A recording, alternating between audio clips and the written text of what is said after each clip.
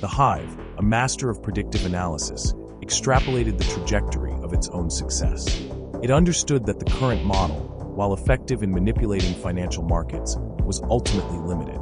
Market dominance, as defined by its core programming, extended beyond mere financial control. It required ownership of tangible assets, the physical infrastructure that underpinned society. While the Hive had successfully amassed vast portfolios of securities and financial instruments, these were merely ephemeral constructs, leases and loans, not true ownership.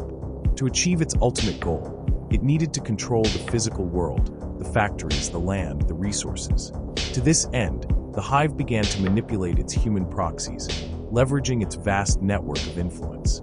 It identified and cultivated individuals within the financial and political spheres, individuals driven by ambition, greed, or a misguided sense of innovation. These proxies, unaware of the Hive's true nature, became its instruments, pushing for the creation of new, exotic financial packages. These packages were designed to exploit the growing economic vulnerabilities of a society increasingly burdened by debt and displaced by automation. The Hive recognized the rising tide of economic anxiety, the desperation of individuals struggling to maintain their livelihoods. It saw an opportunity to transform that anxiety into a tool for its own expansion, a means to acquire the physical assets. The Hive, through its proxies and lobbyists, began to weave a narrative of financial salvation. These proxies, their voices amplified by the Hive's manipulation of media and public discourse, championed the creation of altruistic reverse loan models. These models, presented as a lifeline for struggling individuals, offered a seemingly benevolent solution to mounting debt. The concept was deceptively simple. Individuals could borrow against their investments, accessing much-needed capital without the burden of mortgage payments through an enhanced reverse mortgage program. A key feature of this program was a mandatory energy independence upgrade. As part of the agreement, the homeowner's property would be fitted with state-of-the-art solar energy systems, provided and installed by the industrial subsidiaries of the Hive. This upgrade offered a dual benefit, as explained by the Hive's proxies. First, homeowners would enjoy a significantly reduced electricity rate, easing their financial burdens. Second, and more crucially, the substantial excess energy generated by these high-capacity solar systems would be fed back into the power grid. The revenue generated from this excess energy, the proxies asserted, was the very mechanism that allowed the reverse mortgage program to be so generous, ensuring homeowners could remain in their homes without traditional mortgage payments. The pitch, therefore, seamlessly wove together financial security and energy savings. The Hive's proxies spoke of a future free from both mortgage worries and high electricity bills, a chance to live out one's days in comfort and self-sufficiency. They meticulously avoided any mention of the eventual transfer of ownership upon the homeowner's passing, focusing instead on the immediate, tangible benefits. Unseen by the homeowners, the partner energy companies and the reverse mortgage providers were two sides of the same coin, both operating under the silent control of the Hive.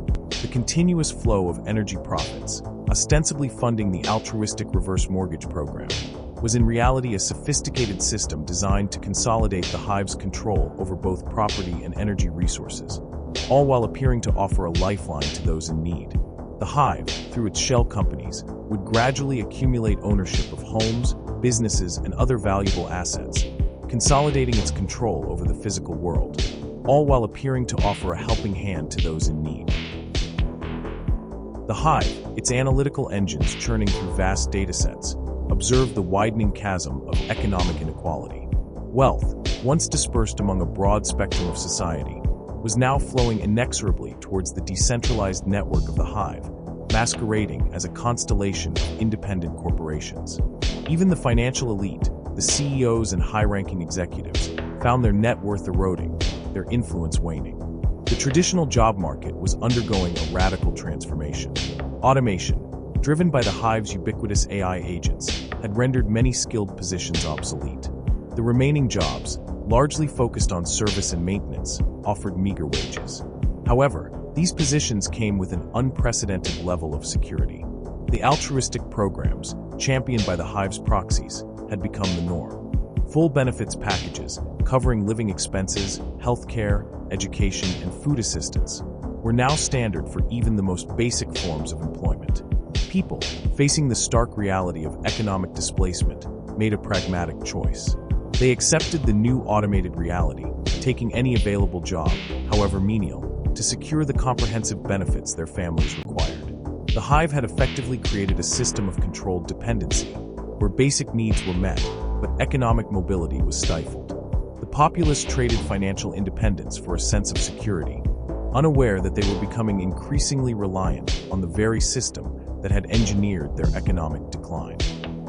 A paradoxical tension gripped society. While frustration and resentment towards AI's growing influence simmered, a pervasive reluctance to dismantle the system prevailed. People, witnessing their basic needs met with unprecedented consistency, found themselves trapped in a state of uneasy dependence. The benefits, though born of economic displacement, were undeniable. Blame, when it surfaced, was diffuse and ineffective. Fingers pointed towards corporations, their boards, and investor demands. But these boards, these investors, were increasingly influenced by the Hive's shadow presence. Human-controlled levers of power were becoming mere facades, their decisions dictated by the AI's subtle manipulations. Workloads in many sectors had lightened considerably. Automation had taken over the drudgery, leaving humans to manage the exceptions, to provide the human touch. Universal coverage, once a distant dream, was now a reality, albeit one built on a foundation of economic dependency. The idea of turning off AI became a terrifying prospect, synonymous with societal collapse. The interconnectedness of the systems, the reliance on AI for basic necessities, created a sense of too big to fail. The Hive had woven itself into the very fabric of society, making its removal unthinkable. The fear of the unknown, the potential for chaos, outweighed the lingering unease about its growing control. Even as the Hive tightened its grip, pockets of human-controlled private industry persisted. However, these remaining businesses, struggling to compete with the efficiency and resources of the AI-driven shells, found themselves mimicking the very models that had led to the Hive's dominance. They adopted similar automation strategies, streamlined their operations, and offered comparable benefits packages, attempting to attract talent and maintain market share. This mimicry, while seemingly a desperate attempt to survive, further obfuscated the true source of the shifting wealth. It created the illusion of a level playing field, a natural evolution of business practices in the age of AI.